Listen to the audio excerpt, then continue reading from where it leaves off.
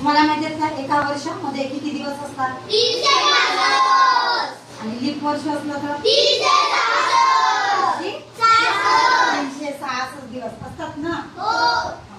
आता एका वर्षाचे महिने किती असतात? 12. किती महिने? 12. कोणते महिने असतात? 12.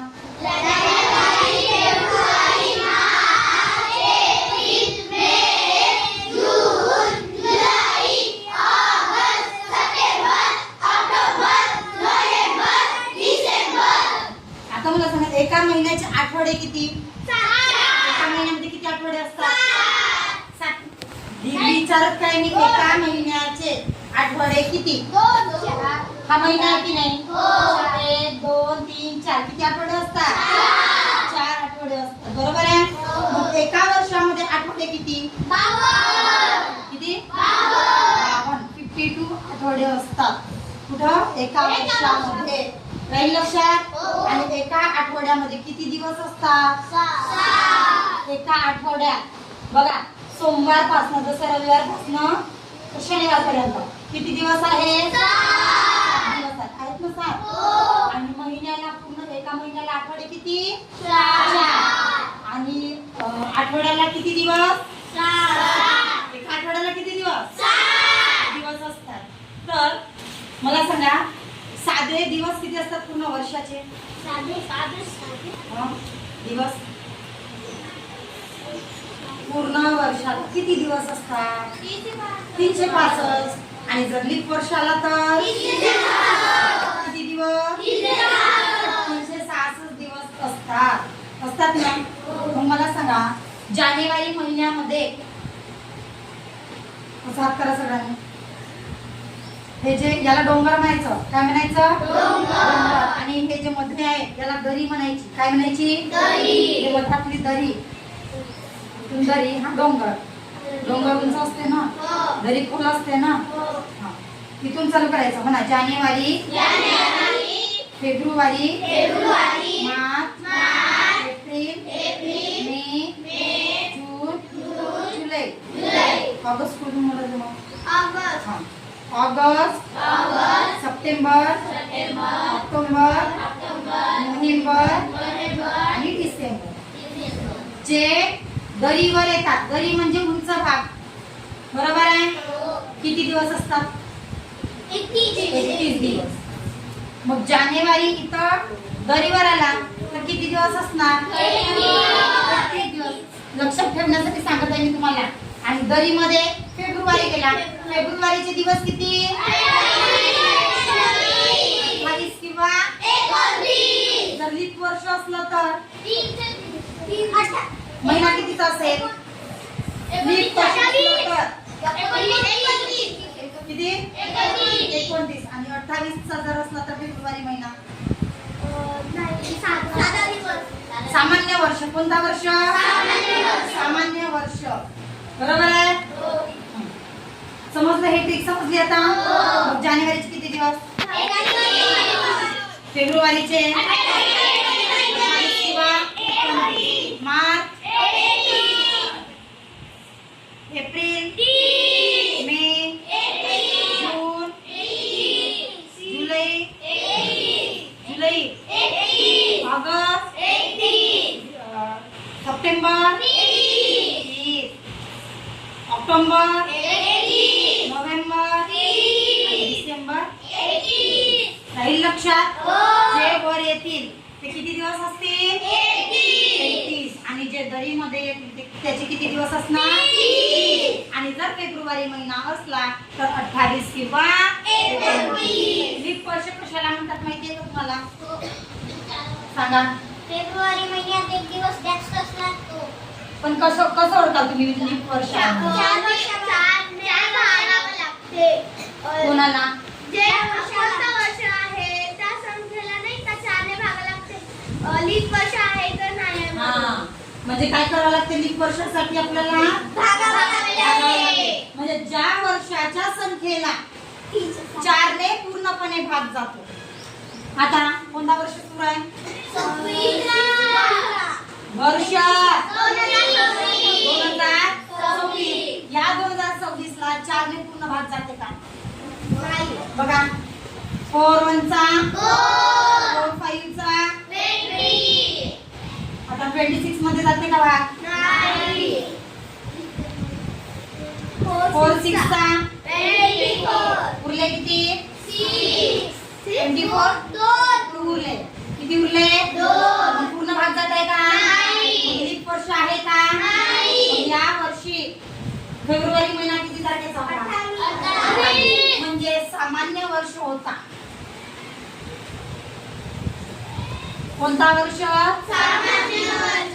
सामान्य वर्ष होता बरोबर आहे 4 ने पूर्ण भाग गेला का नाही चला 2024 हा सामान्य वर्ष आहे की लीप वर्ष आहे सांगा लीप वर्ष आहे का बरं लीप वर्ष आहे 4 ने पूर्ण भाग जात आहे म्हणा 4 1 चा 4 5 चा 4 6 चा याला पूर्णपणे भाग म्हणजे 2024 मध्ये फेब्रुवारी महिना किती तारखेचा होता 29 चा होता मग वर्षाचे दिवस किती जर लीप वर्ष आला तर वर्षाचे दिवस किती पूर्ण 366 बरोबर आहे आणि जर सामान्य वर्ष असेल तर आता वर्षाचे दिवस किती आहेत 365 डेज आले लक्षात आणि आता काही महत्त्वाच्या तारखा तुम्हाला लक्षात ठेवायच्या आहेत दिग्दर्शकां सोडवण्यासाठी बरोबर आहे एकाच वर्षामध्ये बरोबर बघू तुम्हाला माहिती आहेत का ज्या महिन्यामध्ये 1 तारखेला जो वार येतो ज्या महिन्यामध्ये 1 तारखेला जो आता कोणताही महिना असो जानेवारी म्हणा फेब्रुवारी बघा जानेवारी महिन्याला 1 तारखेला कोणता वार आला गुरुवार आला बरोबर आहे तर त्याच महिन्यात दुसरी तारीख त्याच महिन्यामध्ये दुसरी तारीख कसं मोजा 1 तारखेला कोणता वार होता गुरुवार आहे ना तर त्याच महिन्याला दुसरी तारीख कोणती याच महिन्यामध्ये दुसरी तारीख 7 दिवस प्लस करायच्यात 8 तारीख येईल ना मग 8 नंतरची समोरची तारीख 7 प्लस करा 15 तारीख येईल 15 मध्ये 7 प्लस करा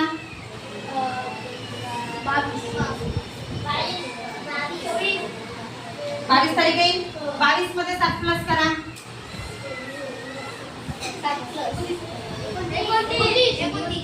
आले 29 आले ना आले की नाही 29 बघा एका जर त्याच जसा कोणत्याही महिन्याला कोणत्याही तारखेला जर तो वार येत असेल तर त्याच्या समोरचा वार काढण्यासाठी आपल्याला 7 दिवस प्लस करावा लागतो काय करावं लागतात 7 दिवस प्लस करायचा म्हणजे दुसरी तारीख मिळेल आपल्याला बरोबर आहे आणि सर्व वार किती वेळा येतात किती वेळा येतात 4 वेळा येतात किती वेळा 4 वेळा येतात आणि 29 तारीख जर आली तर किती वेळा येणार मग 5 वेळा किती वेळा 5 वेळा 30 तारीख आली तर 5च वेळा येणार कोणतेही वार 30 तारीख जर आली तर किती वेळा कोणतेही वार येतील 5 वेळा आणि 31 तारीख आली तर 5च वेळा येणार किती वेळा 5च वेळा येणार एवढं समजलं जर 29 तारीख आली तर किती वेळा वार येणार 4 वेळा 4 वेळा सांगितलं ना हा 5 वेळा जर 28 तारीख आली तर किती वेळा 4 वेळा आणि जर 29 तारीख आली तर किती 5 वेळा 30 तारीख आली तर 5 आणि 31 तारीख आली तर कोणतेही वार असेल आलं लक्षात समोरचा वार काढण्यासाठी जर कोणत्याही महिन्याला 2 तारीख असेल त्याच्या समोरची तारीख काढायची आपल्याला तर किती प्लस करावं लागतं किती तारीख मिळेल 9 बरोबर आहे असे प्लस प्लस प्लस प्लस करत जाऊ तर आपल्याला पुढचा वार मिळू शकते कोणता वार जर प्रश्नामध्ये विचारलं की पुढचा वार काढा तर आपल्याला पुढचा वार काढता येतो 7 दिवस प्लस करायचे एवढं लक्षात आलं सगळ्यांच्या बघा ज्या वाराने वर्षाची सुरुवात होते आता 2026 वर्ष जानेवारी महिन्यात किती तारीख होती 1 तारीख कोणता वार होता गुरुवार ज्या वर्षाची सुरुवात त्या म्हणजे त्याच वाराने वर्षाचा शेवट होतो. आता जर जानेवारी महिन्यामध्ये 1 तारीख गुरुवार होता, बरोबर आहे, तर डिसेंबरची तारीख बघा. डिसेंबर महिन्यामध्ये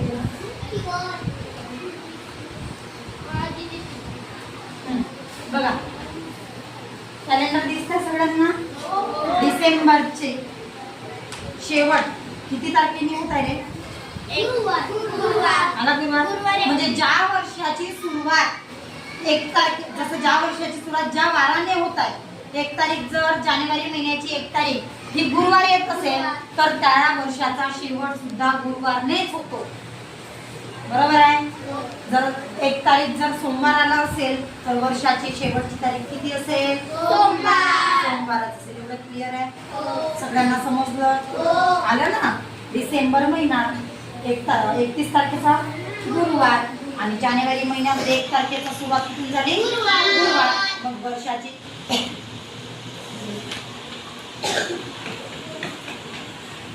वर्षाची सुरुवात कुठून होईल सांगा? गुरुवारपासूनच होत आहे ना. एवढं समजलं सगळ्यांना? क्लिअर आहे? त्यानंतर लीप वर्षामध्ये 1 दिवस पुढे जावं लागेल. लीप वर्षामध्ये काय करावं लागेल? हा सगळं आता 2026 हा सामान्य वर्ष आहे ना, म्हणून त्याच तारखेचा वार जर जानेवारी महिन्यामध्ये 1 तारीख कोणता वार असेल? गुरुवार असेल तर 31 डिसेंबर कोणता वार असेल? गुरुवार असेल. आता जर लीप वर्षामध्ये 1 जानेवारीला सोमवार असेल तर 31 डिसेंबरला कोणता वार असेल? लीप वर्ष असलं तर 1 दिवस समोर जायचं, त्याच्यामध्ये 1 दिवस समोर जायचं. किती? मंगळवार येईल. मंगळवार. एवढं समजलं? लीप वर्षामध्ये 1 दिवस काय जायचं? समोर जायचं. राहील लक्षात? आलं का लक्षात? एवढं समजलं सगळ्यांना? आता बघायचं आहे. बघा आपल्याला काही महत्त्वाचे दिवस लक्षात ठेवायचे. कोणते? एवढं समजलं सगळ्यांना? महत्त्वाचे दिवस आपल्याला लक्षात ठेवायचे आहेत. 1 मिनिट तुझं सांग.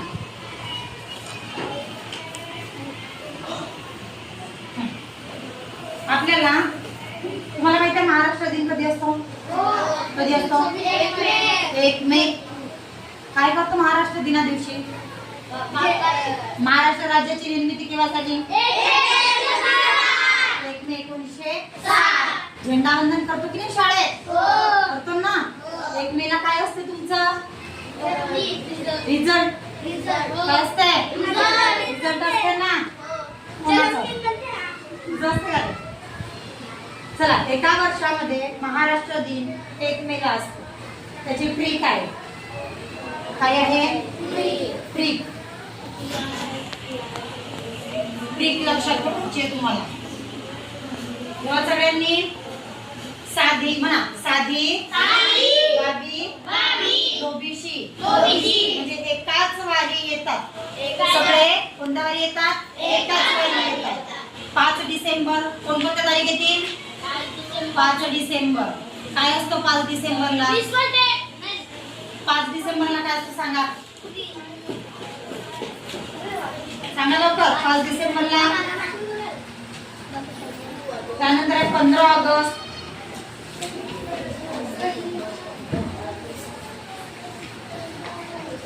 15 ऑगस्ट. 15 ऑगस्टला काय असतं रे? असतो की प्रजासत्ताक दिन असतो? आणि 14 नोव्हेंबर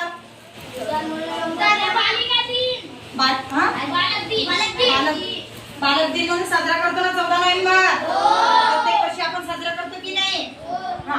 तर याची लक्षात ठेवण्याची ट्रिक काय असेल? साधी, बाबी, या लोबी, शी.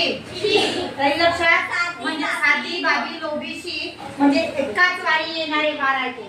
जर याला जर सोमवार येत असेल या सणाला तर 15 ऑगस्ट पण सोमवारलाच येणार आणि 14 नोव्हेंबर पण कोणता वार येणार? सोमवारच येणार. एवढं लक्षात ठेवून सर्वांच्या क्लिअर आहे? क्लिअर आहे? त्यानंतरची ट्रिक लक्षात ठेवा. महात्मा गांधीजींनी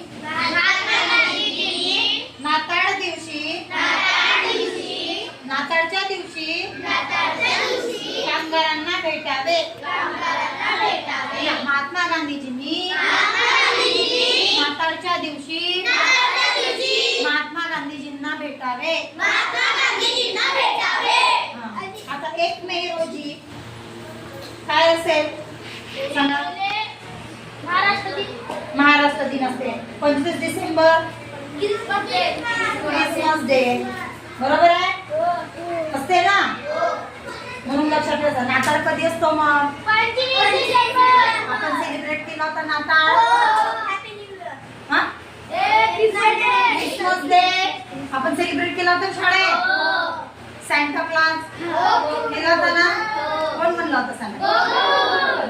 एवढं तर लक्षात राहिला पाहिजेत. मग चला, मग 1 ते कधी असतो? महाराष्ट्र दिन. 1 मे चला. गांधी जयंती कधी असते? 2 ऑक्टोबरला गांधी जयंती असते. बरोबर आहे? आणि क्रिसमस 25 डिसेंबर. हे एकाच वारी येतात. कोणत्या वारी येतात? सोमवारला आलं असेल तर सोमवारलाच येतील सगळे. राहील लक्षात? त्यानंतर आहे 5 सप्टेंबरला काय असते? शिक्षक दिन. 1 ऑगस्टला लोकमान्य टिळक पुण्यतिथी. काय असते? आणि 15 ऑगस्टला काय असतो? स्वातंत्र्य दिन. काही लक्षात? आणि 14 नोव्हेंबरला बालक दिन. 14 नोव्हेंबरला बालक दिन. आलं लक्षात? हे सर्व एकाच वारी येणारे वार आहे. प्रश्नामध्ये विचारलं जर 5 सप्टेंबर सोमवारला आलं तर त्याच वर्षी 5 सप्टेंबर काय असतो? शिक्षक दिन. तर त्याच वर्षी येणारा 14 नोव्हेंबर कोणत्या वारी असेल? कोणत्या वारी असेल? सोमवारलाच असेल. बरोबर आहे? असेल सोमवारला. आता मला सांगा, प्रजासत्ताक दिन ज्या वारी असतो, कोणता दिन? प्रजासत्ताक दिन ज्या वारी असतो त्याच्या मागील दुसऱ्या वारी स्वातंत्र्य दिन असतो. बरोबर आहे? मागच्या दुसऱ्या वारी कोणत्या? मागच्या दुसऱ्या वारी स्वातंत्र्य दिन असतो. आणि लीप वर्षामध्ये प्रजासत्ताक दिन जो वार असतो त्याच्या मागील वारी स्वातंत्र्य दिन असतो. जर लीप वर्षामध्ये प्रजासत्ताक दिन हा बुधवारी आला असेल तर त्याच्या मागील वारी स्वातंत्र्य दिन कोणता वारी असेल? 1 दिवस समजा गुरुवारला असेल. बरोबर आहे? समजलं एवढं? सगळ्यांना क्लिअर आहे? काही लक्षात? तर तुम्हाला ते ट्रिक आणि दिवस पाठ करावे लागतील. समजलं सर्वांना? प्रश्न घ्यायचे?